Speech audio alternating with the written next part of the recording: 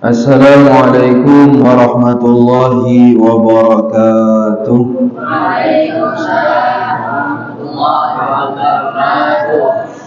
Bismillahirrahmanirrahim. Alhamdulillahi rabbil alamin. Wassalatu wassalamu ala asyrafil anbiya'i wa imamil mursalin, sayyidina wa habibina wa qurrati a'yunina Muhammadin wa ala alihi wa sahbihi ajma'in, amma ba'd.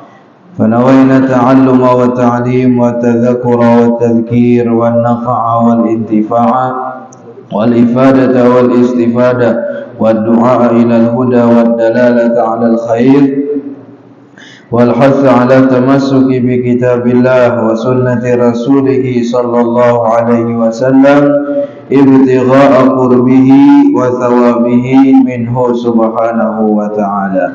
قال المؤلف رحمه الله تعالى: ونفعنا بعلومه وبعلوم سائر الصالحين، إلى قوله تعالى: أعوذ بالله من الشيطان الرجيم، وما علمناه الشعر وما ينبغي له إن هو إلا ذكر وقرآن مبين لينذر من كان حيا ويحق القول على الكافرين. Sadaqallahul azim. Hadirin wal hadirat, bapak-bapak, ibu-ibu, saudara-saudari, jemaah majelis yang sama-sama dirahmati oleh Allah Subhanahu wa taala.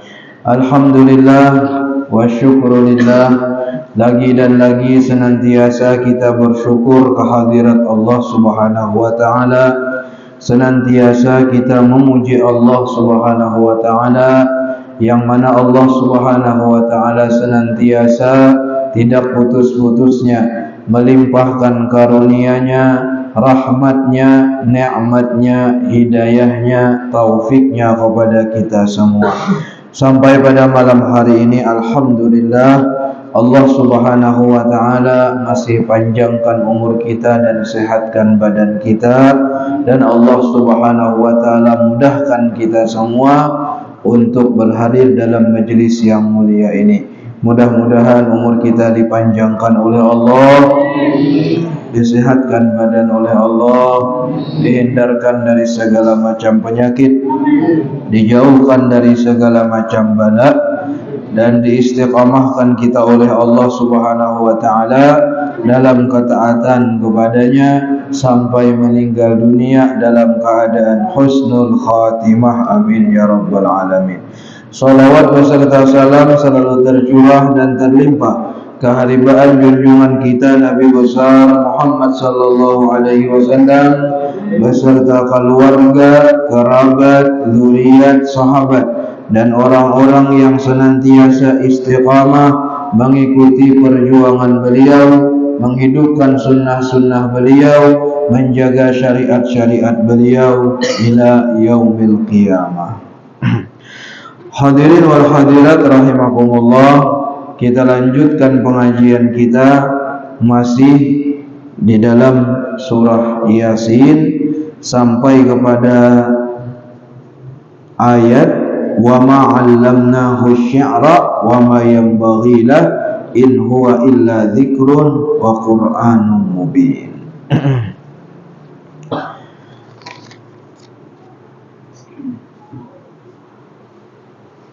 Artinya wa ma 'allamnahu, dan tidaklah, wa ma dan tidaklah, 'allamnahu kami mengajarkan kepada dia, yaitu baginda Nabi Muhammad sallallahu alaihi wasallam, asy-syi'ra akan syair. Kami tidak mengajarkan kepada Nabi Muhammad itu syair sehingga beliau itu menjadi ahli syair.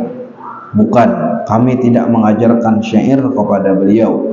Wa ma yanbaghilah, dan itu yaitu mengajarkan syair dan beliau ahli syair, itu tidak pantas bagi baginda Nabi Muhammad sallallahu alaihi wasallam. In huwa, tidaklah ia, yaitu peringatan dan Al-Quran, itu baginda Nabi Muhammad sallallahu alaihi wasallam, illa, kecuali zikrun, dia adalah, tidaklah Al-Quran itu kecuali idhah. Zikir di sini artinya adalah peringatan, sebagai pelajaran, bukan syair.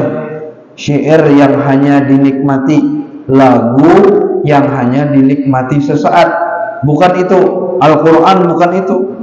Quran adalah zikrun, yaitu sebagai peringatan, kemudian sebagai pelajaran bagi orang yang mengambil pelajaran, wa Qur'anun mubin, dan di dalamnya berisi hukum ahkam, perintah dan larangan Allah Subhanahu wa taala yang jelas, tidak ada keraguan di dalamnya. Nah, jadi di sini di dalam ayat ini Allah Subhanahu wa taala menegaskan bahwasanya Nabi Muhammad itu bukan ahli syair. Nah, Nabi Muhammad sallallahu alaihi wasallam, beliau itu ummi. Ummi itu la yaktub wa la yaqra.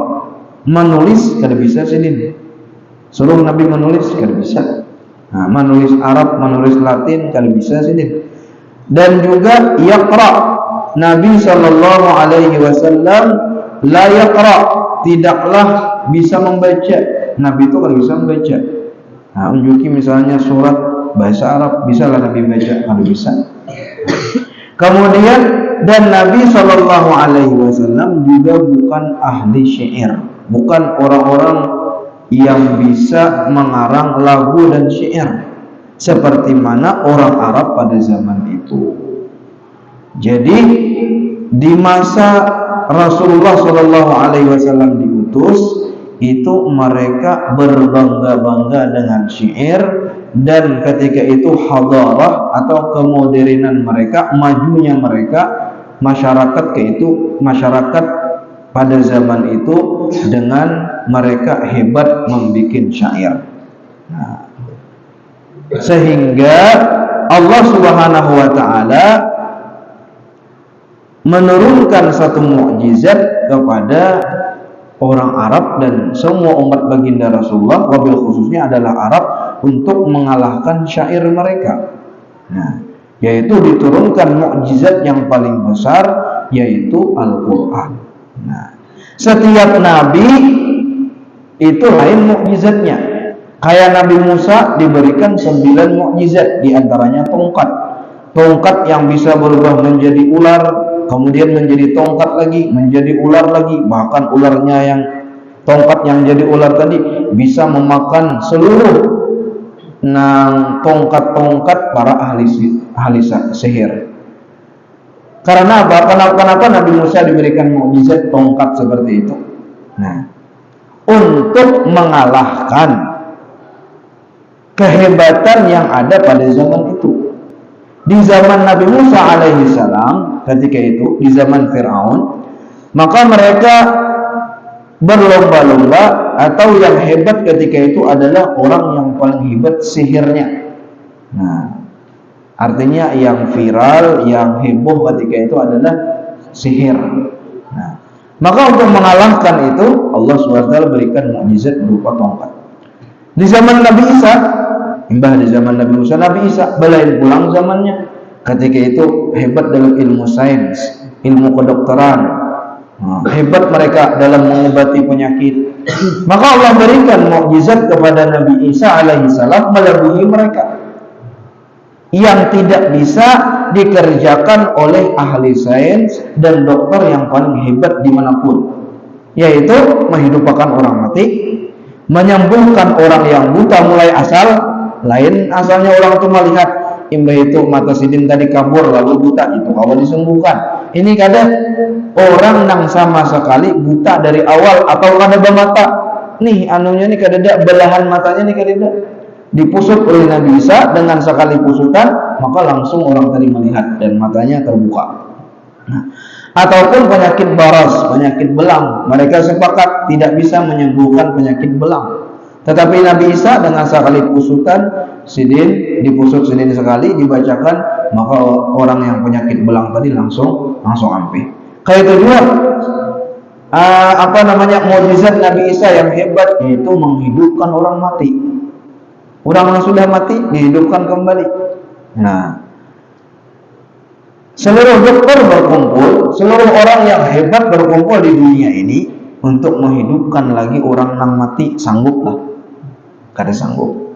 Maka diberikan Nabi Isa mukjizat yang seperti ini untuk menyaingi dan mengalahkan kehebatan yang ada pada zaman beliau. Nabi Muhammad ini ulama sepakat bahwasanya semua mukjizat nabi-nabi yang terdahulu itu semua diberikan kepada baginda Nabi Muhammad sallallahu alaihi wasallam. Nah, itu hebatnya Nabi Muhammad. Seluruh mukjizat nabi-nabi terdahulu, menyembuhkan orang buta, ada hadisnya, riwayatnya. Berdoa tawassul, dengan tawassul ada hadisnya. Dengan baginda Nabi Muhammad langsung Allah sembuhkan butanya. Menghidupkan orang mati beberapa kali, Nabi menghidupkan orang mati, menyembuhkan penyakit.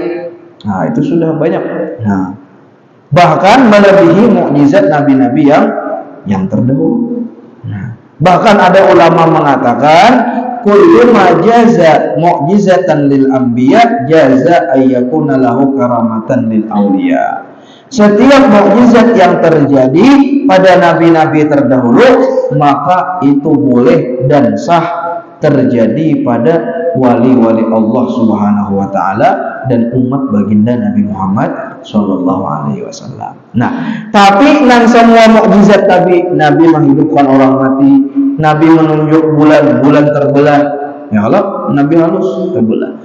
Tidaklah Nabi berjalan kecuali dinaungi oleh awan. Kemana Nabi berjalan? Dinaungi awan. Nabi SAW dulu di suatu tempat, ketika beliau masih kecil, ketika itu pergi ke Syam, maka pohon, nah itu melindungi Nabi SAW.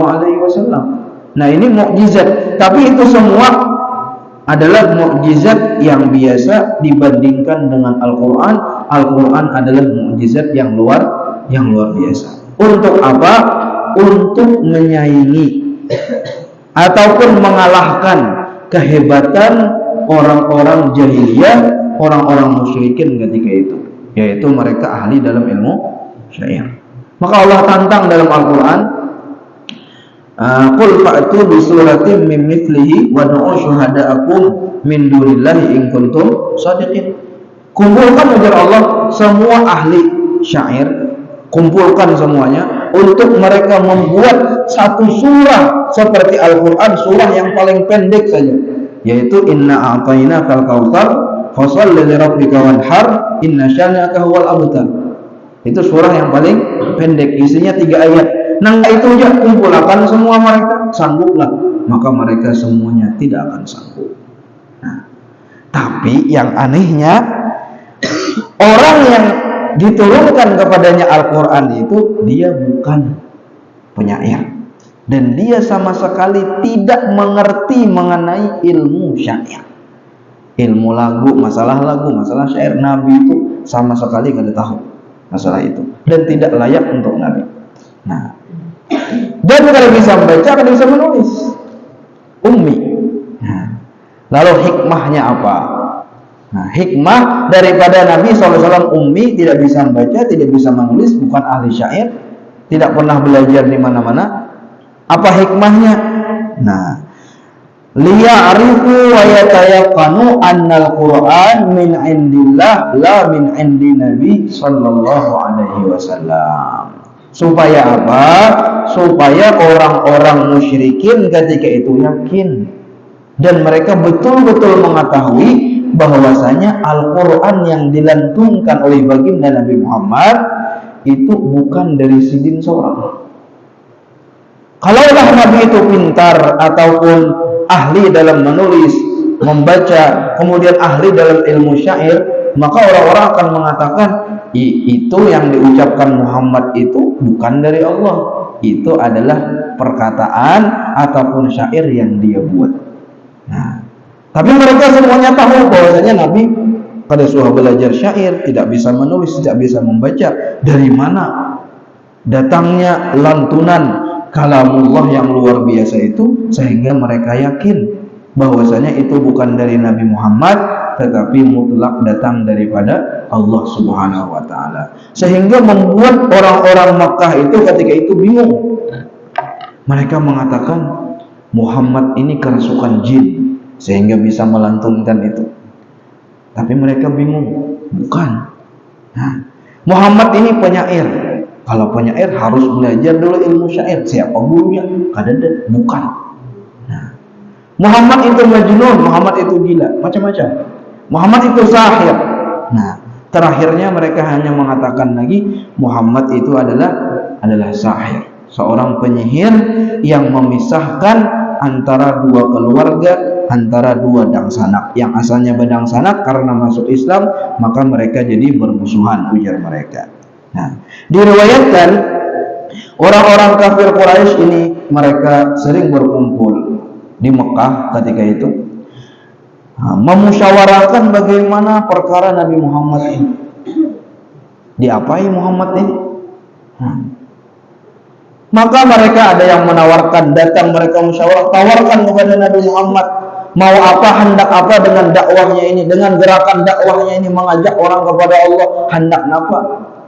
Kalaulah hendak duit ataupun hendak kekayaan, maka kita kumpulkan seluruh kekayaan, kita jadikan dia orang yang paling kaya. Kalaulah dia hendak menjadi raja, hanya supaya karena terakhirnya hendak jadi raja, supaya karena dipilih misalnya dalam pemilu, kayak itu kan maksud Nabi Muhammad, supaya jadi raja, kita jadikan raja biar ujungnya. Atau dia menginginkan wanita-wanita yang cantik, maka kita pilih semua wanita yang paling cantik di Arab ini untuk kita berikan kepada Muhammad. Maka datang seekor menawarkan itu semua. Napa gerang wahai Muhammad, hendak napa dengan engkau mengajak kami kepada Allah nih? Akhirnya nih hendak napa? Apa maksud tujuan engkau? Kalau engkau hendak jadi raja, maka kami jadikan raja tanpa pemilihan, tanpa pemilu, kami langsung jadikan engkau ini raja kami. Kalau engkau hendak harta, kami kumpulkan semua harta kekayaan orang Arab, kami berikan kepada engkau. Kalau engkau hendak wanita, maka kami kumpulkan anak-anak kami yang paling cantik, kami berikan kepada engkau. Ujar Nabi SAW, aku tidak menginginkan itu semua. Aku menginginkan kalian untuk menyembah Allah Subhanahu wa taala, tidak menyembah patung dan berhala, beribadah kepada Allah Subhanahu wa taala. Maka dikirim kepada mereka seorang penyair, seorang yang ahli bahasa, namanya Walid bin Mughirah. Ahli dalam ilmu syair, alim, sering pergi ke ibaratnya ke luar negeri, banyak berpengalaman. Dia mendengar Taurat, mendengar Injil, mendengarkan syair-syair dari seluruh penjuru dunia. Dikirim Walid bin Mughirah tadi untuk menemui baginda Nabi Muhammad sallallahu alaihi wasallam, mendengarkan apa yang keluar dari mulut baginda Rasulullah. Apakah itu syair atau apakah itu sesuatu yang kemasukan jin ke Muhammad itu, sehingga bisa melantunkan ayat-ayat ataupun sesuatu yang seperti syair tapi bukan syair. Maka datanglah Walid bin Mughirah tadi menemui baginda Nabi Muhammad sallallahu alaihi wasallam. Kemudian sesampainya kepada baginda Nabi Muhammad sallallahu alaihi wasallam, maka Nabi sallallahu alaihi wasallam membacakan kepadanya ayat surah Sajadah. Surah Sajadah itu dua dalam Al-Quran. Yang pertama surah Sajadah Alif Lam Mim Tanzilul Kitab bila raiba fihi mir Rabbil Alamin. Kemudian surah Sajadah yang kedua adalah yang dinamai dengan surah lain, yaitu surah Fussilat. Hamim wal Kitabil Mubin lah. Hamim atau Tanzilul. Hamim, surah Fussilat apa? Hamim Tanzilun minar Rahmanir Rahim. Kitabun fussilat ayatuhu Qur'anan Arabiyyan. Nah, kemudian sampai kepada ayat Nabi bacakan fa in a'radu faqul anzartukum sa'iqatan mithla sa'iqati 'adin wa thamud. Hampir setengah lembar lebih Nabi bacakan kepada Walid bin Mughirah tadi. Dan dalam surah itu, di awal surah tadi Allah sudah menceritakan ataupun menegaskan bahwasanya Quran yang dibaca Nabi Muhammad ini Arabian, Quranan Arabian, bahasa Arab. Dan Walid ini adalah orang yang paling hebat memahami bahasa Arab. Tetapi katanya, aku sama sekali tidak paham apa yang dikatakan oleh Nabi Muhammad SAW. Nah, maka ketika sampai kepada ancaman fa'in arabu, kalau mereka enggan, tidak mau menerima Al-Quran ini, tidak menerima dakwah baginda Nabi Muhammad, mereka berpaling. Faqul, katakan wahai Muhammad, anzartukum, aku memperingatkan kepada kalian semua, sa'iqah, akan sebuah petir, akan sebuah azab. Kalian akan mendapatkan azab, ujar Allah.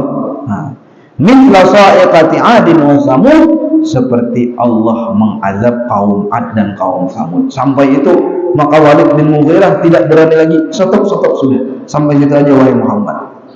Maka dia pulang kembali kepada Abu Jahal, Abu Lahab, berkumpul lagi di tempat namanya Nadi, yaitu pos kamling lah di tempat kita. Maka mereka menunggu semuanya. Apa jawaban Walid bin Mughirah? Bagaimana Walid bin Mughirah ini menjelaskan kepada orang-orang, meyakinkan bahwasanya Muhammad itu seorang penyair ataupun dia itu membuat kalam perkataan dari dirinya sendiri. Tetapi ketika sampai ke majelis mereka, ke majelis yang di dalamnya ada Abu Jahal, Abu Lahab dan pemuka kaum musyrikin, dan mereka menunggu apa yang akan dikatakan Walid bin Mughirah, maka Walid bin Mughirah mengatakan jawaban seperti ini. Jawabannya ini ajib, Masya Allah. Wallahi, demi Allah, kata Walid bin Mughirah, laqad sami'tu min Muhammadin anifan kalaman, aku telah mendengarkan dari mulut Nabi Muhammad SAW tadi itu sebuah kalam, sebuah perkataan, ma huwa bi kalamil ins, yang mana kalam itu, perkataan itu bukan daripada perkataan manusia. Kalau itu perkataan manusia, aku sangat paham, karena aku telah pergi kemana-mana, ujar Walid bin Mughirah. Wala min kalamil jin, dan perkataan itu juga bukan dari perkataan jin. Innalahu lahalawah, sungguh ketika aku mendengar dia melantunkan surah Fussilat tersebut, itu masuk ke dalam hatiku rasa halawah. Halawah itu artinya rasa manis. Aku merasakan rasa manis masuk ke dalam dadaku, ke dalam hatiku. Yang aku dengarkan itu bukan perkataan manusia, bukan perkataan jin, tetapi ketika dia membacakan itu kepadaku, maka aku merasa ada sesuatu yang masuk ke dalam hatiku. Ini orang musyrikin. Wa inna alaihi latarawah wa inna a'lahu lamuthmir, sesungguhnya apa yang tinggi daripadanya itu akan berbuah, kata beliau. Wa inna asfalahu lamuhdid, dan sesungguhnya akhirnya itu, bawahnya itu sangatlah dalam, tidak ada batasnya. Dia itu kalamnya itu sangat tinggi dan berbuah, tidak bisa dipahami, tidak ada batasannya. Kemudian apabila turun ke bawah, Al-Quran itu disifati dia seperti bahrul muhit, seperti bahar, yaitu lautan yang dalam yang tidak ada batasnya, semakin menyelam semakin dalam. Begitulah Al-Quran. Wa innahu ya'lu wa la yu'la alaih, sesungguhnya yang dia baca itu dia selalu tinggi dan tidak akan ada sesuatu yang bisa meningginya. Nah ini Al-Quran yang dilantunkan oleh baginda Rasulullah kepada Walid bin Mughirah, orang yang betul-betul paham dengan syair, dengan bahasa Arab. Summan sarafa, kemudian dia pulang ke rumahnya. Mendengar mintu, maka Abu Jahal tadi sarik. Maka Abu Jahal kita utusnya nih supaya menegaskan, menguatkan akidah kita, makanya yang berpaling, bisanya ini masuk Islam. Makanya yang paling suci di antara kita, kemudian dia orang yang paling kita muliakan di antara kita, yang paling mulia di antara kita. Maka cepat-cepat Abu Jahal, ngaran Abu Jahal lah, cepat-cepat Abu Jahal tadi mendatangi rumah Walid bin Mughirah. Kalau pinanya masuk Islam. Nah, apa maksud engkau dari perkataan tadi, ujar Abu Jahal? Ya bena akhi malak, wahai sepupuku, apa yang terjadi? Apakah engkau telah menjadi gila mengikuti agama Nabi Muhammad, agama Muhammad itu? Apakah engkau tamakan sesuatu? Ikan ini dimakani Muhammad kayak waktu tadi itu. Hanya kayak itu kalau bisa tamakani ini aja. Nah, bahasanya kan kayak itu juga di sini. Sesungguhnya engkau sudah temakan makanan daripada Nabi Muhammad dan sahabatnya. Nah, wahai Walid bin Mughirah, kami akan mengumpulkan harta yang banyak dan memberikan kepada engkau. Yang penting engkau kembali kepada orang-orang menjelaskan bahwasanya yang Nabi Muhammad bawa itu batil, bukan hak. Nah, padahal setiap kali orang yang mendengarkan Al-Quran, maka mereka akan yakin bahwasanya ini adalah hak betul daripada Allah Subhanahu wa Ta'ala. Nah, lalu antara mereka lagi antara iman atau kada beriman itu keputusan dari langit. Bila keputusannya dari sana dia adalah orang yang beriman, maka dengan mendengarkan Al-Quran tadi dia beriman. Nah, dahulu diceritakan juga kita mendengar kata para masyayikh, Abu Jahal, Abu Lahab, Walid bin Mughirah inilah. Itu kalau di siang hari memusuhi Nabi. Tapi kalau malam hari ini kan kadap, ada lampu, maka mereka akan berjalan dari rumahnya bayi hinipan untuk mendengarkan Nabi membaca Al-Quran. Nabi itu waktu tahajud nyaring baca Al-Quran. Maka mereka itu semuanya berkumpul. Untuk apa? Untuk mendengarkan lantunan Al-Quran. Karena indahnya bacaan Al-Quran itu. Karena orang yang memahami betul-betul bahasa Arab, dia akan merasa indahnya Al-Quran, manisnya Al-Quran. Jadi bulikannya itu kadang-kadang tarumpok nih Abu Jahal dan Abu Lahab. Nah, ikan ke mana? Siapa nih Abu Jahal, Abu Lahab? Ke mana ikan? Nah, sama-sama mendengarkan lantunan Al-Quran dari baginda Nabi Muhammad SAW. Tapi subuh harinya memusuhi Nabi belum. Ditakuni Abu Jahal, Muhammad tuh bujur lah. Muhammad tuh bujur benar dia bujurnya. Cuman karena sidin sombong, amunnya jasidin nang Muhammad nang membawa nubuwah ini dan kita serahkan kepada Nabi Muhammad, maka kekuasaan di tangan dia. Maka kita tidak memiliki apa-apa lagi. Nah, karena kesombongan, karena cinta lawan harta, maka Abu Jahal kadang mau masuk Islam. Dan dia mengetahui bahwasanya agama Nabi Muhammad, Al-Quran yang turun itu adalah hak. Nah, lalu Walid bin Mughirah tadi kembali kepada kumpulan orang-orang kafir Quraisy. Maka dia bingung. Dia mau mengatakan syair, tetapi bukan syair. Dia mau mengatakan kalamul jin, kemasukan jin, tapi ini bukan perkataan jin. Hatinya yang paling dalam ini mengatakan ini bukan kalamul jin, bukan kalam manusia juga. Maka Allah sifati di dalam Al-Quran dalam surah Muddathir, innahu fakkara wa qaddar. Walid bin Mughirah memikirkan alasannya tuh apa yang akan disampaikan nih. Innahu fakkara wa qaddar, summa qutila kaifa qaddar, summa nazar, summa abasa wa basar. Bingungnya. Summa adbara wastakbar. Kemudian dia berpaling. Kemudian setelah itu wastakbar. Kemudian terakhirnya dia mengatakan faqala in hadza illa sihrun yusar. Nah, karena ditawarkan harta oleh Abu Jahal supaya mengatakan bahwasanya itu batil, maka dia lama memikirkan benar. Lawas memikirkan apa ini? Hati yang paling dalam mengatakan ini hak. Banyak orang seperti itu, tahu bahwasanya ini betul, ini jujur. Hati yang paling dalam mengatakan ini betul. Tetapi karena kekeluargaan, tapi karena ada jabatan, karena ada ego, karena ada kesombongan, karena harta yang dijanjikan, lalu mengatakan ini batil katanya. Padahal dari hatinya yang paling dalam mengatakan itu adalah hak. Maka dia mengatakan terakhirnya adalah faqala in hadza illa sihrun yusar, in hadza illa qaulul bashar sauslihi saqar. Allah.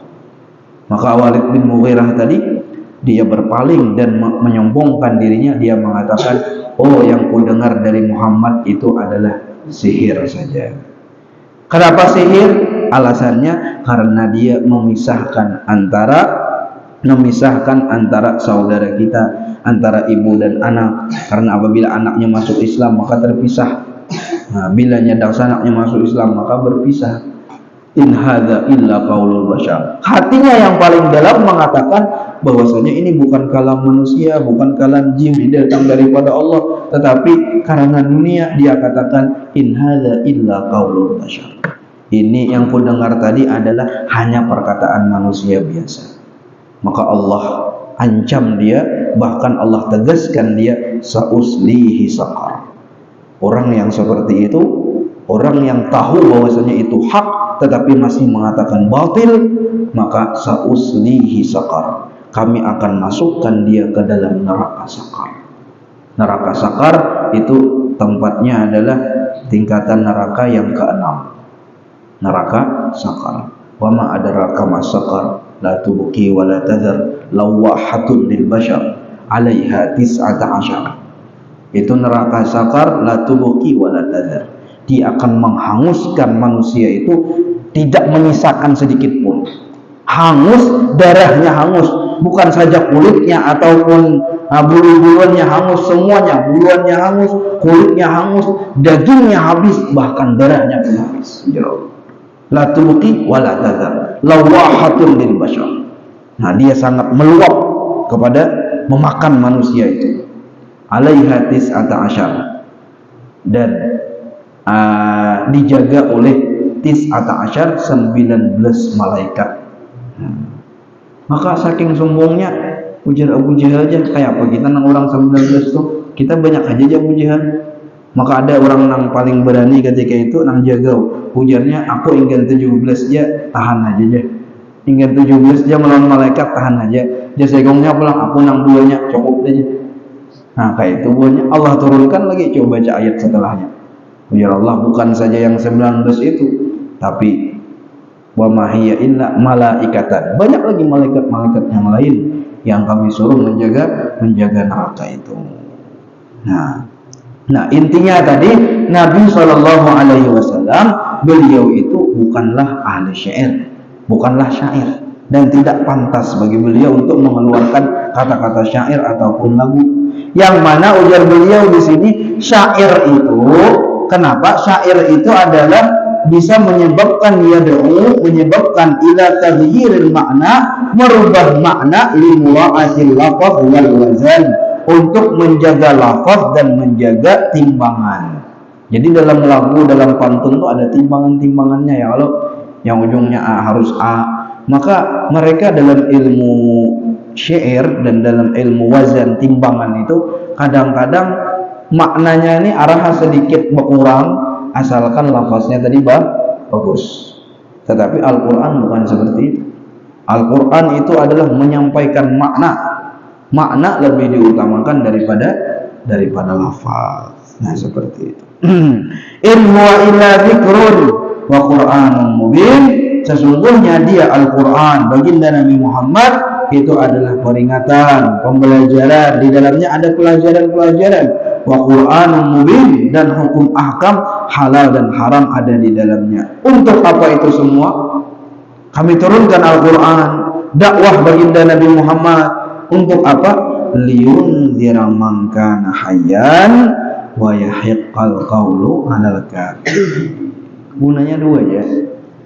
Liyunzira, untuk memberi peringatan, man kana hayyan, orang yang dahulunya hidup. Orang yang mati dibacakan Al-Quran, aslinya mati. Memang dari awal dia dicatat sebagai penghuni neraka. Dari awal dicatat sebagai orang kafir. Dari awal dicatat sebagai orang munafik. Dibacakan Al-Quran 30 juz, bahkan dia hafal Al-Quran, maka Al-Quran itu sama sekali tidak bermanfaat untuk dia. Liyunzira man kana hayyan, hanyalah memberi peringatan orang yang mengambil pelajaran, peringatan dengan Al-Quran, dengan dakwah baginda Nabi Muhammad adalah man kana hayyan. Hay di sini maknanya adalah aqilan, orang yang berakal. Siapa orang yang berakal? Yang sudah S1, S2, yang sudah pakai dasi, ada. Yang berakal. Siapa orang yang berakal? Orang yang berakal adalah orang yang bisa memahami perintah-perintah Allah dalam kehidupannya dan larangan-larangan Allah dalam kehidupannya, lalu dia mengerjakan perintah-perintah Allah dan menjauhi segala larangan Allah, mengerti maksud tujuan hidup, keperluan hidup, sukses hidupnya di dunia dan di akhirat. Inilah orang berakal. Siapapun dia, apapun pekerjaannya, apapun statusnya. Tetapi walaupun dia sudah sekolah setinggi-tingginya, bahkan mengetahui macam-macam ilmu yang ada di dalam lautan, ilmu yang ada di angkasa, bahkan yang ada di planet Mars. Hari ini ilmu banyak, maka orang mengatakan dia profesor. Tetapi apabila dia tidak memahami perintah-perintah Allah, tidak paham dengan khitabullah, apa yang dimaksud Allah menghantar dia ke alam dunia ini, maka orang itu disebut tidak berakal. Karena setiap orang yang gagal masuk neraka nanti, di dalam surah Tabarak mereka akan mengatakan seperti ini, wa qalu law kunna nasma'u aw naqilu ma kunna fi ashabis sa'ir. Orang-orang kafir, orang-orang munafik, ahli neraka, walaupun dahulunya mereka disebut profesor di dunia, walaupun ketika di dunia mereka dibangga-banggakan dengan sebuah temuan ilmunya, pembahasan ilmunya yang luar biasa, dikatakan orang pintar, diundang di mana-mana, tetapi kalaulah dia tidak paham itu, kemudian masuk ke dalam neraka, dia akan mengatakan, kalaulah kami dulu mendengar apa ujar Nabi, yang jar oleh Nabi yang dalam Al-Quran, au naqilu, kami ini memiliki akal, makunna fi ashabis sa'ir, kami tidaklah termasuk daripada penghuni api neraka. Tetapi karena kami tidak menggunakan akal kami ketika di dunia, maka kami termasuk daripada penghuni neraka. Orang yang berakal, maka dia akan dapat hidayah dengan Al-Quran. Yang kedua, au mu'minan fi ilmillah, orang itu sudah dicatat orang yang beriman di sisi Allah. Dengan Al-Quran tadi dia dapat hidayah, walaupun sebelumnya dia penzina, walaupun sebelumnya pemabuk, walaupun sebelumnya dia jauh daripada Allah, tetapi catatannya itu ada, orang ini beriman, orang ini mati husnul khatimah, orang ini adalah calon masuk surga. Maka ketika datang dai kepadanya, datang orang yang beri peringatan kepadanya, datang Al-Quran, dibacakan Al-Quran kepadanya, dia mendengarkan Al-Quran, maka dia akan mendapatkan hidayah dengan Al-Quran tersebut. Karena memang ditulis dia itu beriman di dalam pengetahuan Allah di Lauhul Mahfuz. Adapun orang yang tidak beriman, dengan adanya diutusnya Rasul, adanya dai yang mengajak, diturunkannya Al-Quran, mendengarkan Al-Quran, nah bahkan lagi sarumah lawan Nabi, ya loh, sapadaringan lawan Nabi, sering sudah ulang, makan sehari-hari lawan Nabi, nah anak Nabi, bini Nabi, ayo, jadi wahyu itu turun di rumah itu, wahyu turun kepada Nabi, artinya Nabi sarumah lawan bini sidin, lawan anak sidin, wahyu turun di situ, tempat turunnya wahyu. Tetapi tulisannya di sonanya, dari sonanya dia tidak beriman kepada Allah Subhanahu wa taala, maka dia tidak mendapatkan hidayah. Hanyalah menjadi wa yahiqqal qawlu 'alal kafirin, hanyalah menjadi hujjah kepada orang-orang yang kafir, yang sudah dicatat oleh Allah orang yang celaka. Jadi hujjahnya bagi mereka. Amunnya kada diutus Rasul, kada diturunkan Al-Quran, kayaknya ditiwasnya di hari kiamat. Tapi ujar Allah, sudah ada kami turunkan Al-Quran, sudah ada kami turunkan Nabi, imbah Nabi banyak da'i. Nah, ini pentingnya kita berdakwah. Nah, pentingnya kita berdakwah. Orang yang di dekat kita, qu anfusakum wa ahlikum nar, anak kita, bini kita, keluarga kita. Nah, jangan sekali aja, sudah aja dibawai sekali, kada mau bawai lagi. Mungkin bukan yang kali yang kedua, kali yang ketiga, bukan kali yang ketiga, kali yang keempat, mungkin kali yang ke-100. Nah, ada saatnya karena kalau tulisannya dia mendapatkan hidayah, mungkin kali yang berapa kali dia dengar, mungkin yang kali yang ke-1000 dia dengar, atau waktu pasnya mendengar keadaannya seperti apa, dalam keadaan sedih, misalnya dalam keadaan galau, ketika itu dakwah sampai kepadanya, maka ketika itu masuk hidayah. karena memang tulisannya orang beriman. Tapi kalau sudah dicatat oleh Allah sebagai orang kafir, sebagai orang yang tidak beriman, maka tidak bermanfaat itu Al-Quran, itu dakwah, kecuali hanyalah untuk mendirikan hujjah kepadanya. Ujarnya kadada, ujar Allah dipanggil Allah, sudah ada orang nambawai, sudah ada Al-Quran, sudah ada orang yang berdakwah, sudah ada kami turunkan Rasul. Tapi engkau yang tetap tidak beriman, maka itu menjadi hujjah bagi mereka. Mudah-mudahan Allah Subhanahu wa taala jadikan kita ahlus sa'adah, orang yang sukses, orang yang beruntung di dunia, beruntung di akhirat.